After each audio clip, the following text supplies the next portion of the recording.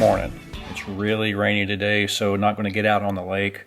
So I thought, what better day to do a quick product review for you. And I'm going to talk about one of my favorite bait casters, the Lube Tournament MB. And I have 3 of these. The one that you're looking at right now, I've never even had line on it or fished with it or anything. It's and I'll get into why in a minute, but basically it's because it's a high-speed gear ratio and I don't really currently have an application for it, but I'll talk about that later. Just a little background and why I kind of gravitated toward the Tournament MB. My first Lube reel was the Speed Spool LFS series, which retails at about $100, $99.99 is what you typically find it selling for. And I like that reel. I still have it and I still use it quite often.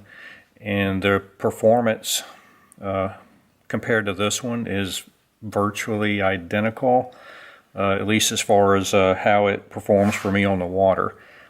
Some of the technical differences as far as specs and everything goes, the difference between that one and this one is this one has audible clicks when you adjust the drag star and also when you adjust the spool tension. This one's, I think, slightly lighter at 6.7 ounces. The other one is at about 7 ounces. I don't know, that's negligible in my opinion. And also I'll think another difference is this one has 20 pounds of drag, the other one about 15. Also price. This one retails at $139.99.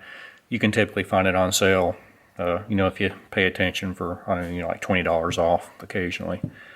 But anyway, those are the major differences. Oh, also finish. That LFS series has kind of a matte finish for the external reel casing, and this one has a much glossier kind of finish to it. So it's shiny. But anyway, let's get into it. Like I said, it's got a weight of 6.7 ounces. And one thing that I like about this and the other reel is that they have aluminum frames. I know a lot of people are going to those graphite frames now, but it just seems to me that they have like some flex in them a little bit, and maybe that's what you sacrifice to get a lighter weight reel. But 6.7 ounces is not very heavy. I like the aluminum frame. It makes it a little bit more rigid, and it seems like it just fits together tighter. Side plates. Let me show you that real quick. This thing has, both centrifugal and magnetic brakes on it. And let me show you. To remove the side plate on these Lube reels, typically there's just a spring-loaded little knob right there, and you use your thumbnail and hold it out there, and you need to turn the side plate, and then it comes right off like that.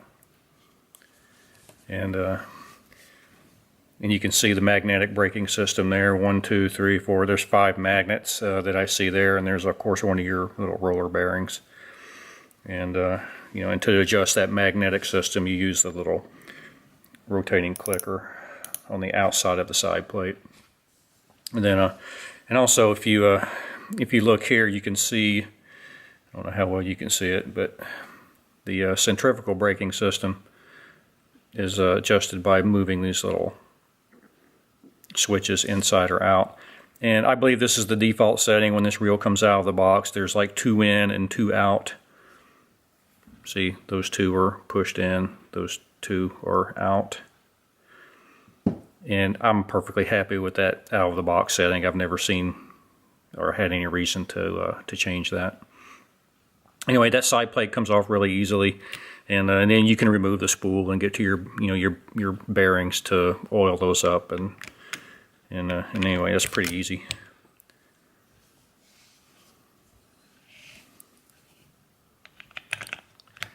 Get that back on there. It just clicks back on. This reel has, I believe, 10 bearings in it, located at various places throughout the reel. Talked about the brake setting already, and what else? It comes with this, steel or aluminum, whatever the material is, handle. I know some people upgrade to those carbon handles from Lube, and some of them are even a bit longer. I don't know. This one has served me well just the way it is right out of the box. One other feature I wanted to mention to you was most Lube reels that I have ever used or owned have an external lube port. Let's see if I can position that so you can see it. Yeah, you can see it, but it's right there.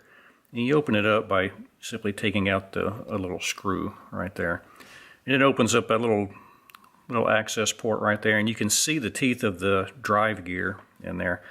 And I don't know why you would drip oil in that, in that gearbox, but it is a convenient place to put little dabs of grease if you need to re-grease that gear. I don't typically do that during the fishing season. I just wait until the winter months when I can't go fishing, and I open the thing up all the way and just clean the old grease out and put new grease in there. So I don't really use that lube port too much. Now I do use real oil to oil the other bearings on either side of the spool. And one thing I did want to mention too, on one of my tournament MBs, I've noticed that over the course of using it for maybe a month or so, one of the reel handles will, maybe because it needs oil, but it'll get a thing where it just starts going tick, tick, tick with every revolution, and it gets annoying sometimes. You can even hear it on my GoPro when I'm filming some of my videos. And usually a drop of oil, right there, or maybe even try to get one down in that little hole. We'll take care of that. Just a little nuisance. Nothing that really takes away from the quality of the reel. One more thing. This Lube reel has I forget what they call it. It's the anti-reverse. Oh, it's called zero reverse anti-reverse. I don't really know what all that stuff means, but I can tell you this. When I hook a fish, particularly a heavy fish, and start reeling it in, it feels like the drag is slipping.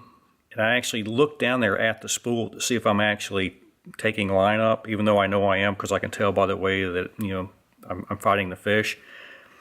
But it gets a feel to it like the gear has disengaged, and I think that's what that is that zero reverse engaging.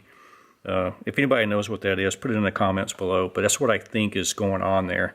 And I don't really understand technically what that does. But anyway, that's just something about these Lube reels that I've noticed.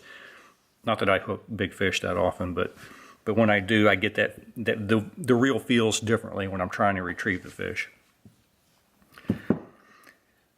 That's about it. Just real quick, my other two tournament MB reels are 6.8 to 1 gear ratio reels, and I have them on 7-foot. Well, I have one on a 7-foot medium heavy Lube American Hero casting rod.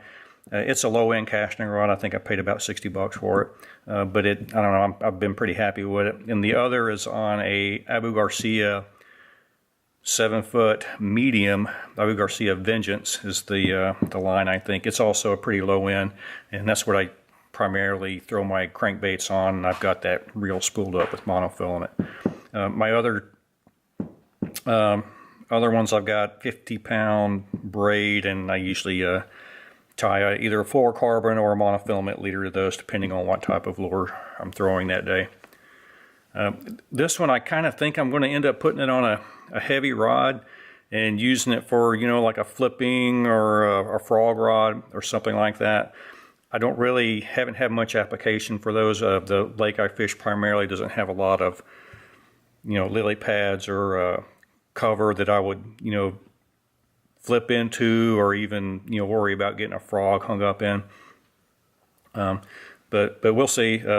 Definitely next season I'll get this thing spooled up and maybe I'll get a rod for Christmas that this thing will work well with.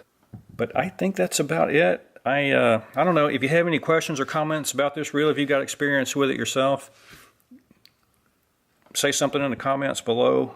Otherwise, hope it's not raining where you are and you're able to get out on your local lake and catch some big fish. And until next time, we'll talk to you later.